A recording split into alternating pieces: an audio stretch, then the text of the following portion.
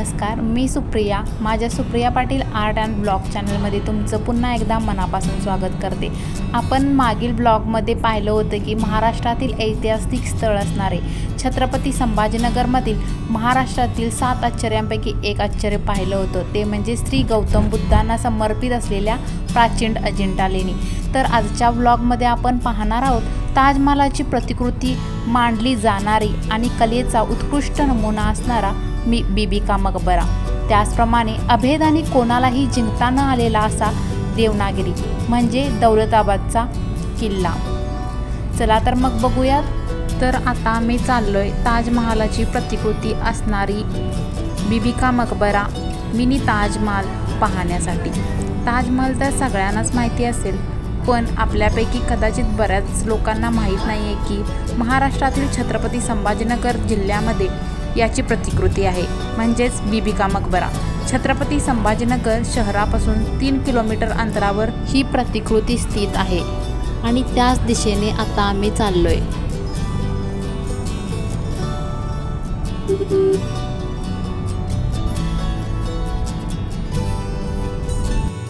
आता आम्ही पोहोचलोय बीबी का मकबरच्या ठिकाणी.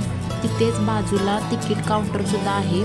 सर्वात अगोदर इथे तिकीट काउंटर लागतं, तर पहिल्यांदा इथे तिकीट काढून घ्यायचे आहेत. इथे तिकिटाची प्राईज आहे पर पर्सन 25 रुपये आणि जर फॉरेनर टुरिस्ट असतील तर त्यांच्यासाठी तिकीट प्राईज आहे पर पर्सन 300 रुपये.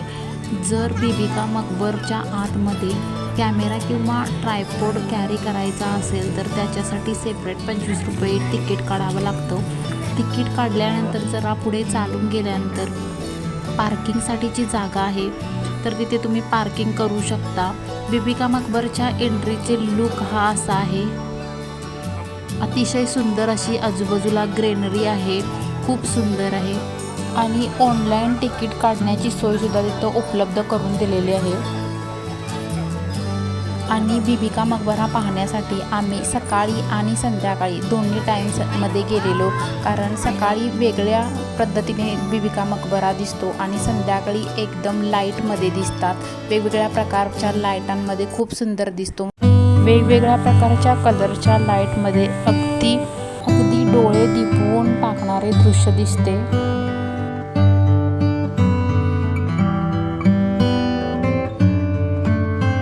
बीबी का मकबराच्या आतमध्ये प्रवेश करण्या अगोदर पितळीचा धातूचा वापर करून एक भला मोठा असा एंट्रन्स दरवाजा आहे. त्याच्यावर सुंदर असे नक्षीकाम कोरकाम केलेले आहे आणि याच दरवाजाच्या एंट्रन्सवर आपण जे तिकीट काढलेले असतात त्या तिकिटांच्या बदली काही कॉईन्स दिले जातात. ते चेक करून नंतरच आतमध्ये पाठवतात.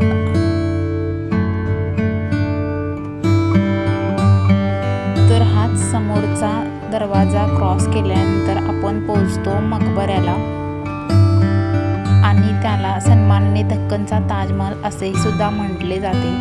बीबी का मकबरा याची निर्मिती मुघल सम्राट शहाजहान यांचा नातू म्हणजेच औरंगजेबचा मुलगा मुहम्मद आजम शाह यांनी आपली आई हिलराज बानो बेगम यांची आठवण म्हणून बांधली होती. हा मकबरा बांधण्यासाठी जवळपास 10 वर्षाचा कालावधी लागला होता.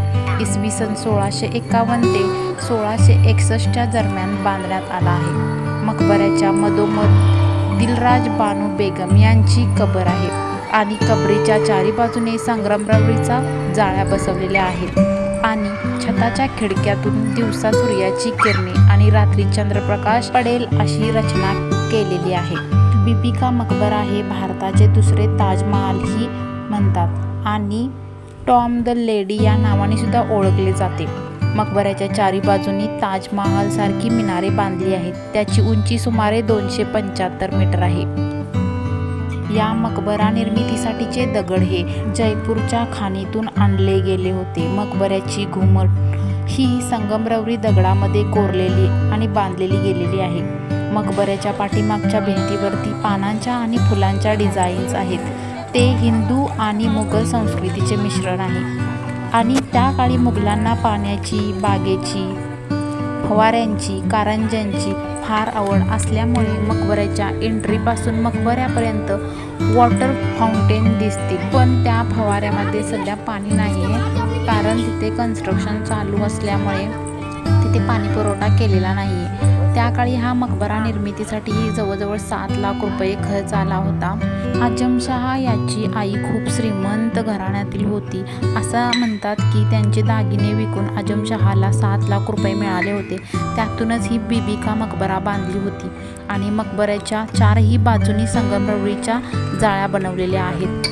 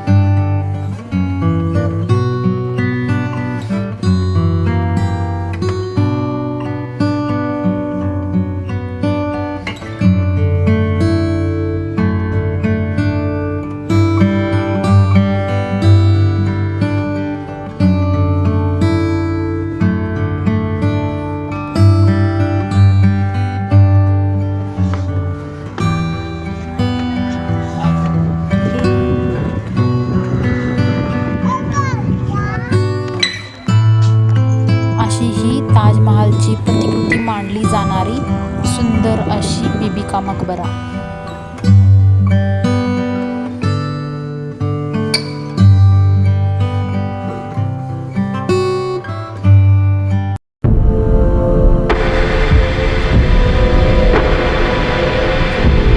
इथे आता आम्ही चाललोय पुढच्या प्लेसकडे, म्हणजे बीबी का मकबरा बघून आम्ही आता चाललोय देवनागरीचा किल्ला पाहण्यासाठी. त्याला दौलताबादचा किल्ला असेही म्हटले जाते.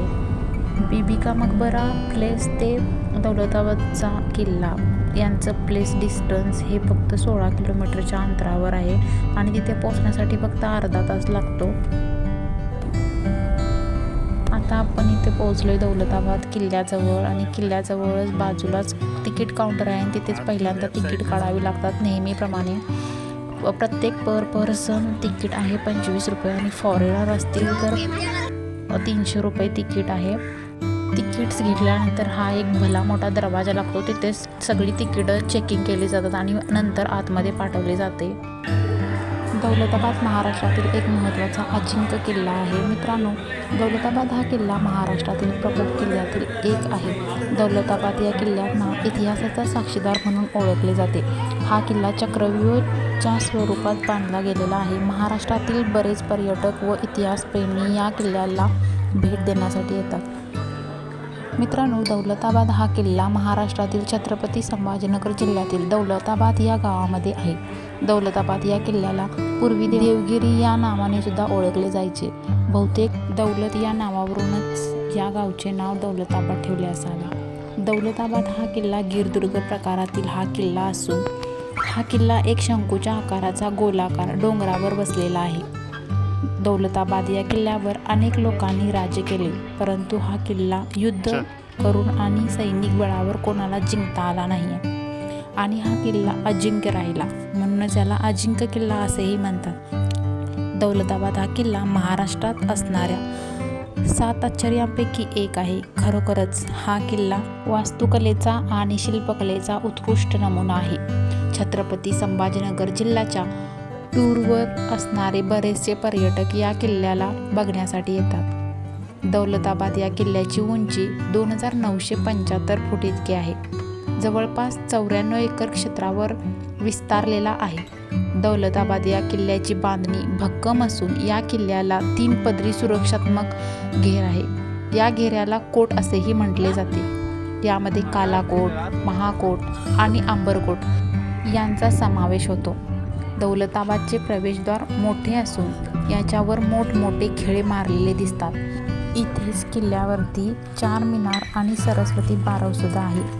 सरस्वती बारव ही एक सुंदर बारव आहे जी दगडांना घडवून निर्माण केलेली आहे. बारवेच्या तळापर्यंत पोहोचण्याकरिता पायऱ्या तयार केलेल्या आहेत. पूर्वी एका जलाशयाद्वारे यात पाणी सोडले जात असते, परंतु आता केवळ भूमिगत झरे तसेच पावसाचे पाणी यात जमा आहे.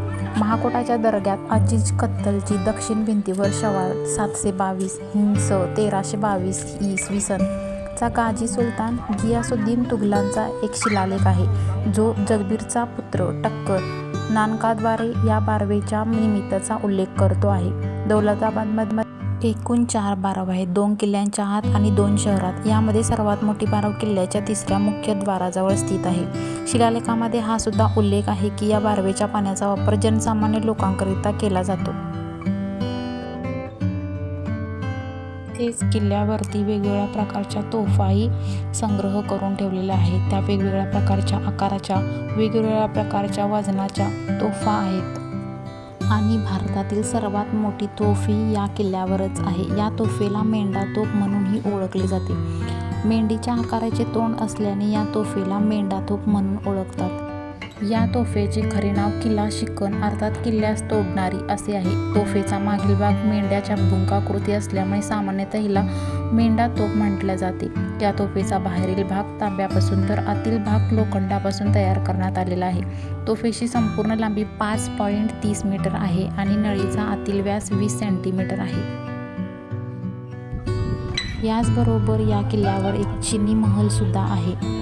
दौलताबाद किल्ल्याचा इतिहास जर जाणून घ्यायचा झाल्यास, हा किल्ला यादव वंशातील 5वा भिलांबा राजा याने इसवी सन 1187 मध्ये बांधला आणि इसवी सन 1296 मध्ये आणि आपली राजधानी बनवली. त्यावेळी या किल्ल्याला देवगिरी या नावाने ओळखले जायचे. इसवी सन 1308 मध्ये या किल्ल्यावर अल्लापुद्दीन खिलजी यांचे राज्य होते. त्यानंतर इसवी सन 1327 मध्ये हा किल्ला मोहम्मदीन तुघलक यांच्या नियंत्रणाखाली गेले आणि 17व्या शतकात हा किल्ला मुघलांच्या वर्चस्वाखाली गेला. पुढच्या 2 शतकात मराठा, पेशवे आणि हैदराबादचे निजाम यांच्या नियंत्रणाखाली गेला.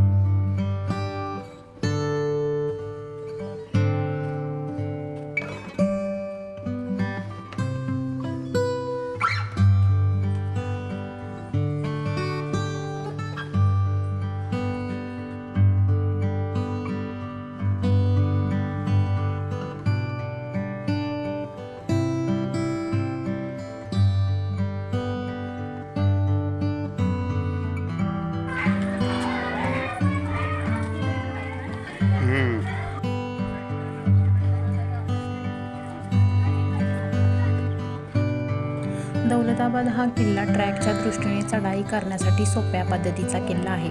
दौलताबाद या किल्ल्यावर पाहण्यासाठीची अनेक ठिकाणे आहेत. या ठिकाणी चिनी महाल, चार मिनार, बारदरी, हत्ती हौद, सरस्वती बावडी आणि तोफांचा संग्रह अशी अनेक ठिकाणे तुम्हाला पाहायला मिळतील. दौलताबाद हा किल्ला छत्रपती संभाजीनगर पासून 16 किलोमीटर अंतरावर आहे आणि हा दौलताबाद किल्ला पाहण्यासाठी जवळजवळ 2 ते 3 तास लागू शकतात आणि त्याचबरोबर हा किल्ला सकाळी 9 ते सायंकाळी 6 वाजेपर्यंत पाहण्यासाठी खुला असतो.